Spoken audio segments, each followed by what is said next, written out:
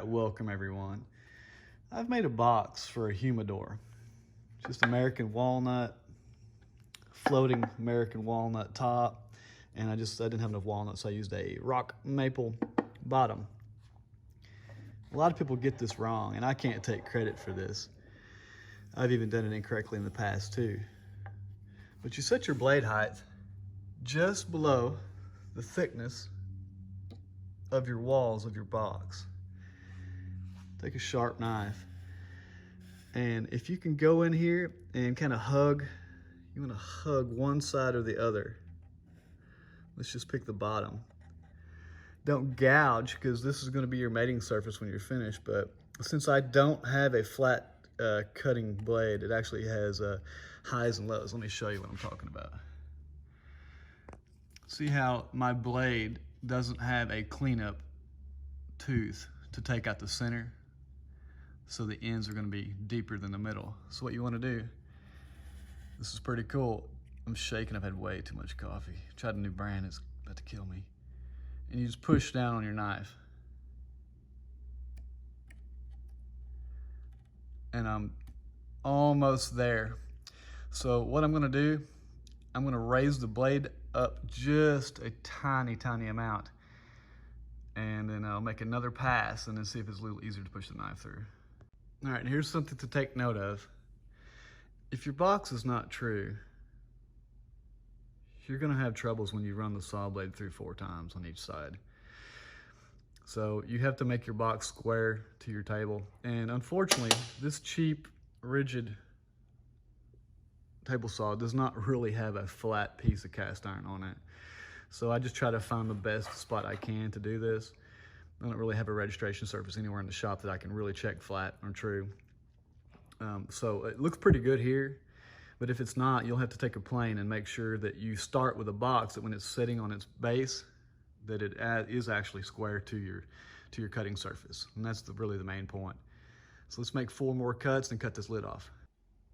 Okay, so the reason why we do this, you cut your kerf in here, just shy of breaking through the inside of the wall, and you part it off with a knife, a sharp knife. The reason this is done is because if you do enough boxes, there's just not enough to hold on to as it goes to the saw. And what'll happen if you make through cuts on all 4 sides, when you make that 4th cut, there's a real good chance that the back of your box will come back in against the blade and ruin your lid.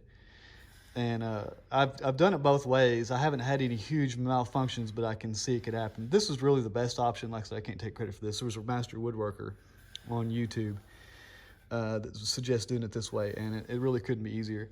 And let me find a place for this phone, and I'll show you how to cut it off. So for whatever reason, I have, and probably will this time, end up with a discrepancy on my cut. It'll happen at the corners. It'll happen, the blade will be one side or the other. And that'll happen because of, like I said, my table saw is not completely 100% a flat surface. It's just a mass-produced table saw. So what I'll do, I'll just check it, and I'll show you, if we'll open this up, if I can, I hope I can, and then I'll show you how to correct any discrepancies that we have.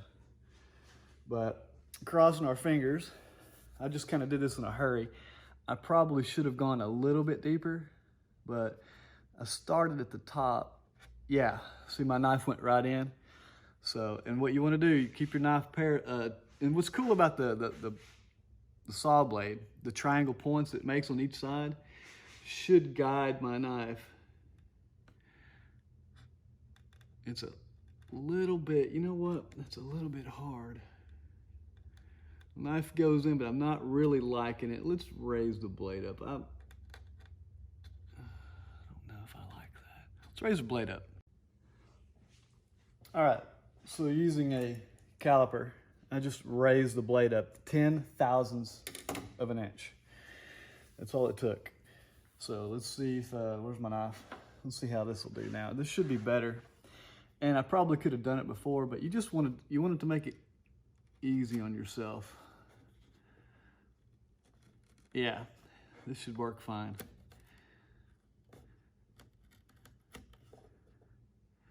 Just carry on and don't score the lid.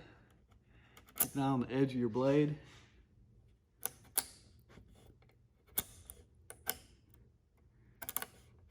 Oh, this is great. Yep, this is the perfect set. You can kind of go up and down like a saw blade. Come on now.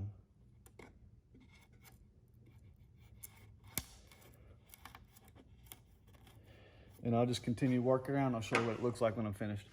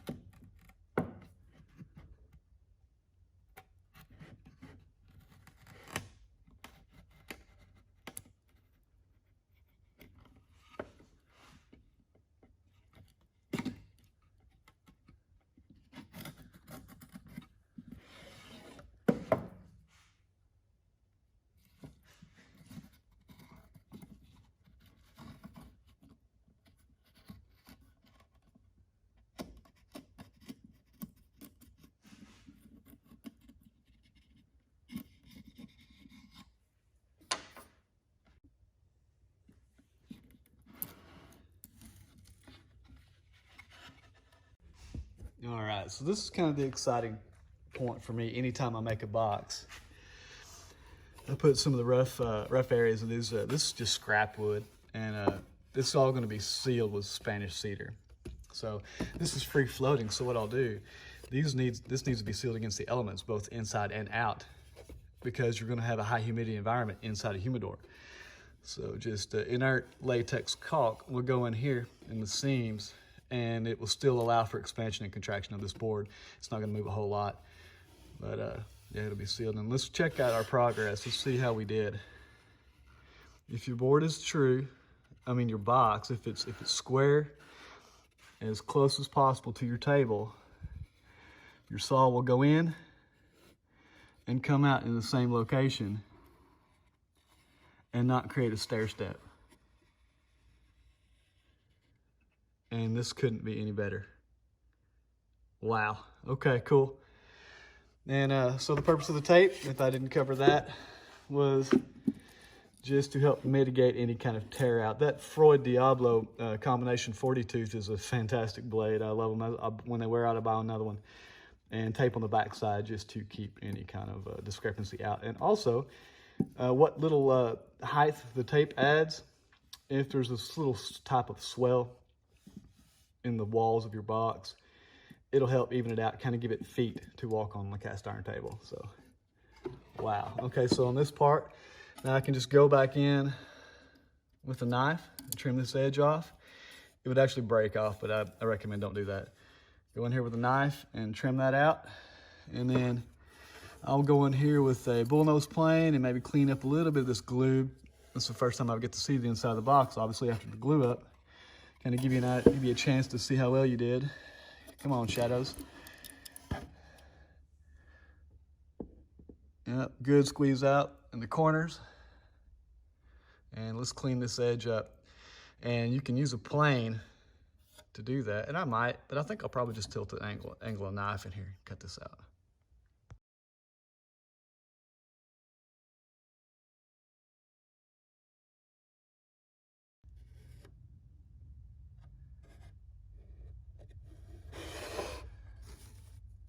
All right, that's great. Really cool. Okay, so that turned out really well. Sometimes a product is only as good as your tools, and I spend all my time trying to true fences and trying to find flat spots to measure on. Maybe one day I'll get like a Delta Unisaw or something, but wow, couldn't be happier so far. And that's it. That's the video. Let's go ahead and meet the lid back to it. And if you'll notice that the tape orientation will give me a representation of how to put the lid back on. That's why I just kind of threw that tape on at random. You can make a mark or you can put an up arrow, but see, I know that the lid goes on here. Let's see how well it meets. I'm trying to hold everything. This film was kind of filmed on a whim. I apologize, but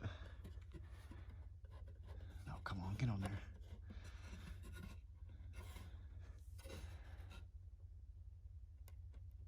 Oh, no, too far.